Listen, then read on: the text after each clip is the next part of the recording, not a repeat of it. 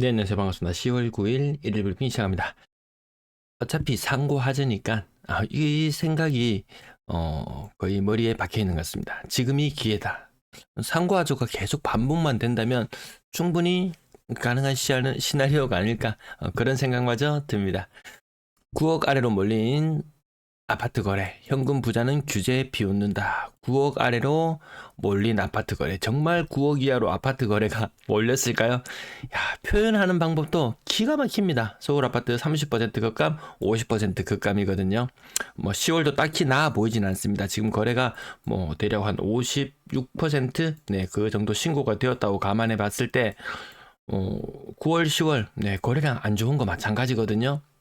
거래량 줄어드는 거 눈에 보이는 가운데 이 비싼 아파트 거래 급감 이렇게 표현해야지 사실상 맞는 것 아니겠습니까? 무려 한 2200건에 달하던 거래량이 700건 수준으로 3분의 1 토막 났거든요. 그럼에도 불구하고 언론에서는 9억 이하로 거래가 몰린다. 자, 9억 아래 한번 찾아봅시다. 8억 10억으로 묶여 있는데요. 대충 이렇게 보시면은 요 크기 그리고 요 크기들 보시면은 자 과연 9월 달에 요 크기 요 동그라미 크기 보십시오. 예. 확연히 작아져 있거든요. 9억 아래로 거래가 몰렸습니까? 아니죠. 9억 아래 거래도 다 같이 쪼그라들고 있거든요.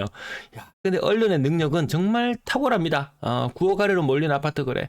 현금 부자는 규제에 비웃는다. 9억 아래 아파트 막 사재낀다. 이런 뉴스로 다루고 있습니다. 그러니까 제가 이 광분에서 이런 걸 다뤄드릴 수밖에 없죠. 대출 규제 풍선 효과, 디딤돌 대출 2.7배 급증. 예, 디딤돌 대출 받으려면요, 소득 구간이 낮아야 가능하거든요. 내가 가오가 있지. 빚이 없는 게 아니다. 지금 거의 이런 포스로 나가고 있습니다. 어차피 또 내년에는 또 상고하죠. 어차피 또 치고 나가니까. 그래서 점점 한국은 부동산에 몰입하는 동안 중국은 부동산을 버리고 첨단 산업이나 제조업에 몰입하고 있는데요. 이 시간이 지나면 지날수록 이 격차는 되돌릴 수 없게 될 것이다. 누군가가 제 영상에 와서 계속 댓글을 남기는 부분 중에 하나가요. 10년만 지나봐라. 3명 중에 1명은 60대 이상이다. 이런 말씀을 하시는데요. 10년만 지나봐라. 세 집 중에 한 집은 30년 이상 된 아파트들일 것이다. 다 같이 늙어갑니다. 다 같이 늙어가고 나중에 뭐 제조, 생산 이런 것들은 굉장히 취약해지는 구조로 간다면 아니 뭐 애 낳고 뭐 지원해 준다고 나중에 그 애가 또 커서 자라서 또 번듯한 직장이라도 있고 이래야지 또 사는 재미가 있을 건데요. 좀 곤란하죠. 신생아 대출 10조 넘어서 이것도 엄청난 것처럼 이야기하잖아요. 신생아 대출 올해 32조 뿌리기로 했거든요. 이제 남은 날수도 그당 얼마 남지 않았어요. 제가 신생아 대출 13조 정도 예상한다 이렇게 말씀드렸는데요. 이거 돈 뿌려 놔도요. 애도 낳지도 않아요. 그리고 애 낳는 사람들은 어느 정도 좀 기반이 좀 있는 사람들, 그런 사람들 주로 위주로 가다 보니까 이미 집 샀다. 신생아 대출 굉장히 취약하다. 이 마찬가지로 제가 제목을 바꾼다면 9억 아래 아파트 거래도 마찬가지로 거래가 3분의 1 토막 났다. 신생아 대출 32조 풀기로 했는데 연말까지 다 해봐야 13조 나갈 것 같다. 예상치에 3분의 1밖에 대출이 나가지 않았다. 저는 헤드라인을 이렇게 뽑을 것 같습니다.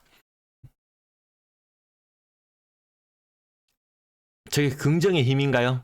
자, 댓글창에 쿠팡 알리 링크 이용 감사합니다.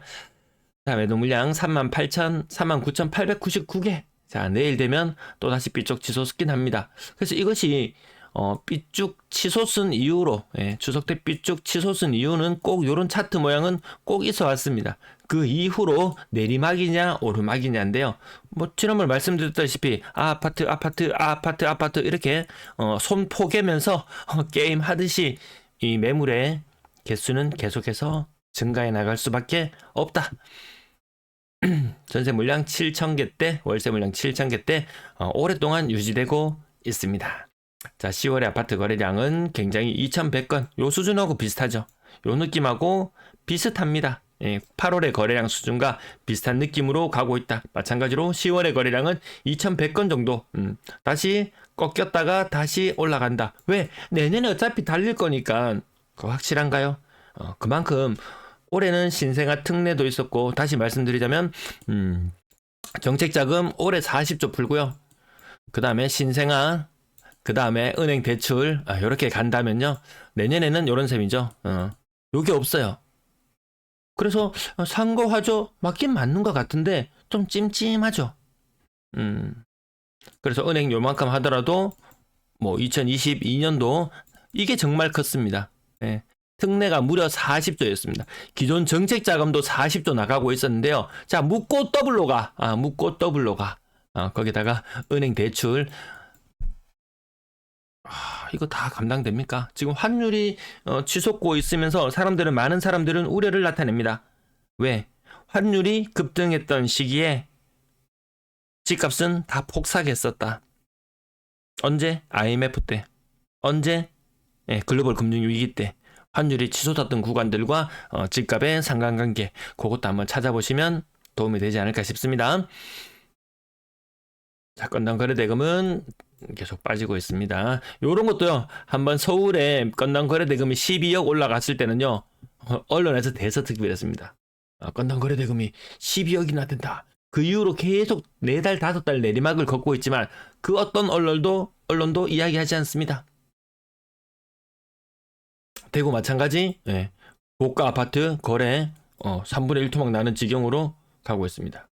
그까지는 아닙니다. 네, 그까지는 아니에요.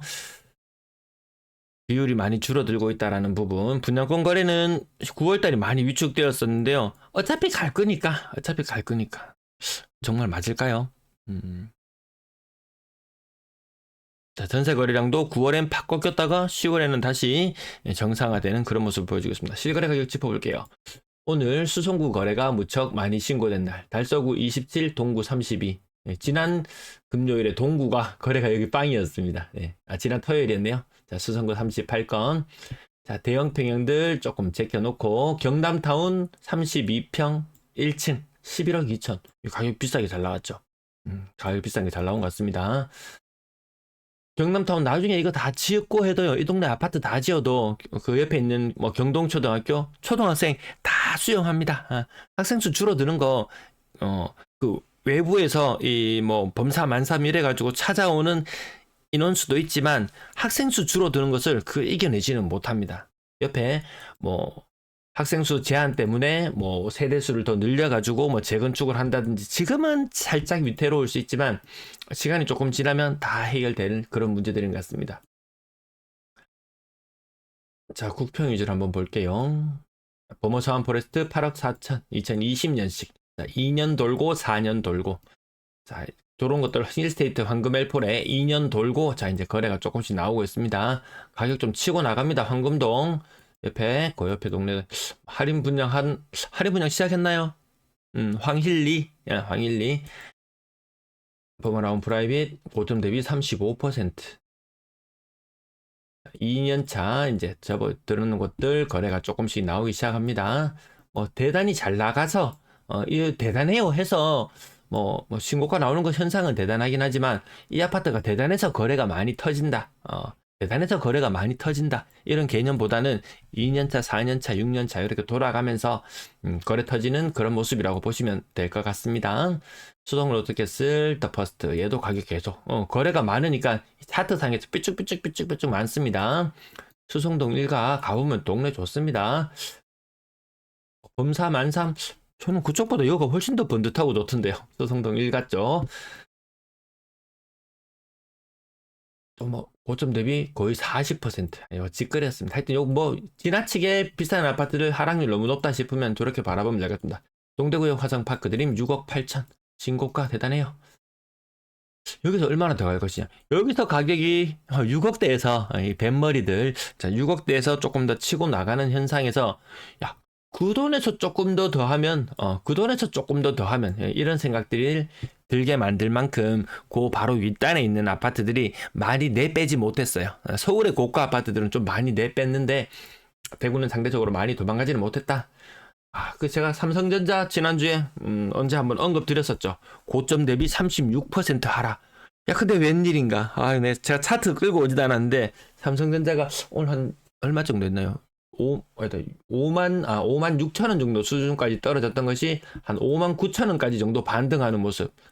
야, 어떤 분이 또, 야, 그러면, 야, 내년도 한번 언급해 달라고, 내년도 한번 언급해 달라고 하던데요. 뉴스에서 한 번씩 나오는 거, 뭐, 국민주라고 불렸던 것들의 배신. 뭐, 알짜는 사실, 올해의, 주식 시장에서의 최고의 알짜는 그거 아니었습니까? 네, 변압기 관련된 회사들이 가장 알짜였죠. 소리 소문 없이 어찌나 강했던지, 올라타기도 두려움이 들 만큼 무서웠습니다. 야, 그러면 부동산 사실 투자로서 그닥 매너가 없었잖아요. 지난 2년을 돌이켜보자면 비트코인 제가 대구 부동산 가장 많이 떨어졌을 때 그때 이야기했을 때 비트코인 2만 불 지금 얼마? 7만 불을 다시 넘어서고 있습니다. 3배 이상 올랐고요.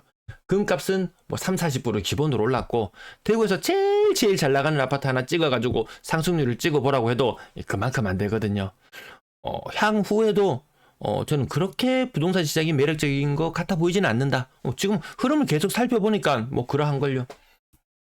자, 그럼 이 5억 했는 이 아파트 수동 골드 클래스터 센터 5억 5천 했던 게 그러면 이게 10억 가면은 사람들이 감당해서 살 수 있을까? 라고 생각해 봤을 때 쉽지 않겠다라는 거죠. 이게 전부 다 내수 시장 아닙니까? 자국민들끼리 죽이 되든 밥이 되든 사고 파는 시장 아니겠습니까? 가격 오늘 이 정도까지만 짚어볼까요? 오늘 거래 건수가 굉장히 많아서요. 후루룩 지나갑니다. 메트로팔레스 월베 아이파크 4억 3천 29평 4억 3천.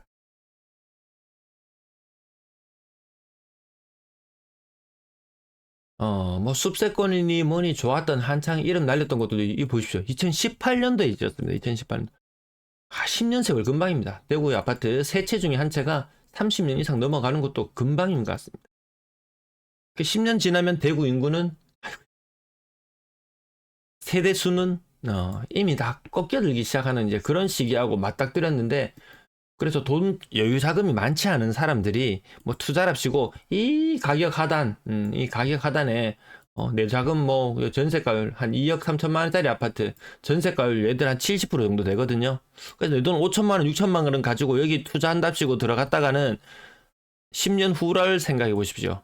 아파트는 어느 정도 40년 차가 되어 있고 집 앞만 안에 깨끗하게 수리해놔도 답이 안 보이는 그런 상황들이 생길 수 있습니다.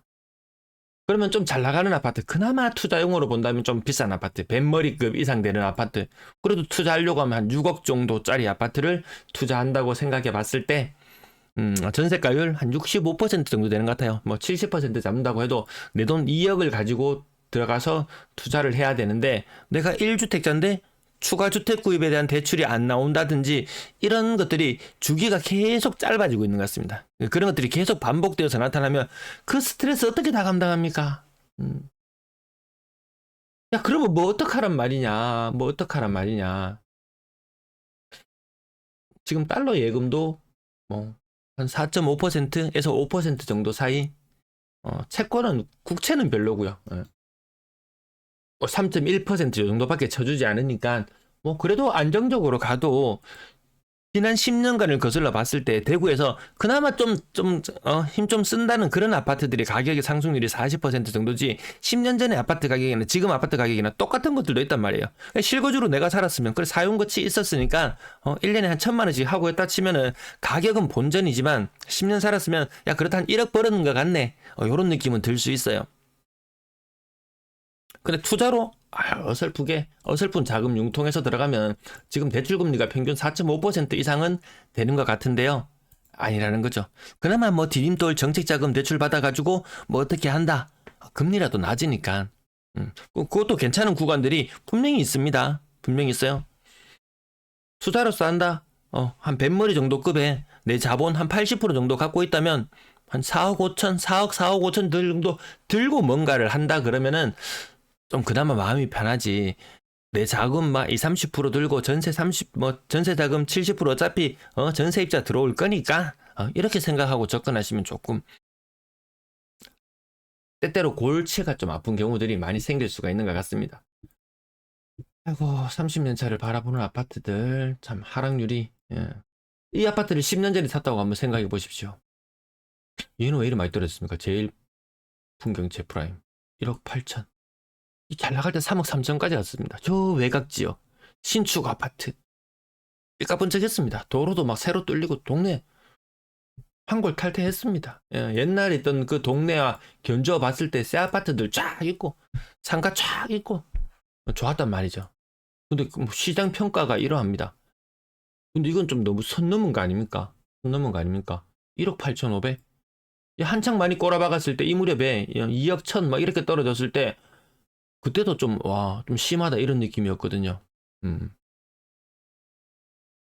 직거래도 아니고 무엇이 급해가지고 이렇게 팔고 나갔나 봅니다. 고점 대비 45% 하라. 30년 넘은 뭐 이런 그런 것도 아니잖아요. 지산 40% 하라. 이 무지막지하게 꼬라박았을 때 그때 이후로 제대로 된 반등도 못하고 꼬라박았습니다. 34년 차 14층 고층 아파트들이잖아요. 이런 것들이 즐비하다는 거죠. 10년이 지나서 안전 진단 어쩌고 저쩌고 24평 1억 5천 새 아파트 줄게. 분담금 3억 내놔라. 아니 1억 5천짜리 집 살고 있는 사람한테 분담금 3억 내놔라. 이런 식으로 나올 거라는 거죠. 그럼 여기 어떻게 주민들이 뭐 의견을 잘 또 의기투합해가지고 뭔가 잘 맞춰갖고 뭐 진행했다 칩시다. 주위 아파트들이 다 안 되고 나 혼자 삐까번쩍한 곳들 동네에서 다 구축인데 나 혼자 삐까번쩍한 곳들 잘 나가는 곳이 잘 없어요. 얘는 뭔데 고점 대비 53%. 아이고야 머리 아픕니다. 그래서 막 투자해가지고 뭐 젊은 사람들 뭐 임장 가고 뭐 20대 30대 뭐 그런 뉴스들 계속 나오고 니도 임장 댕겨라 이렇게 이야기하는데요. 자금력이 작으면은 그만큼 훨씬 더 고생할 확률이 더 높아질 수 있습니다. 오늘 여기까지 줄일게요.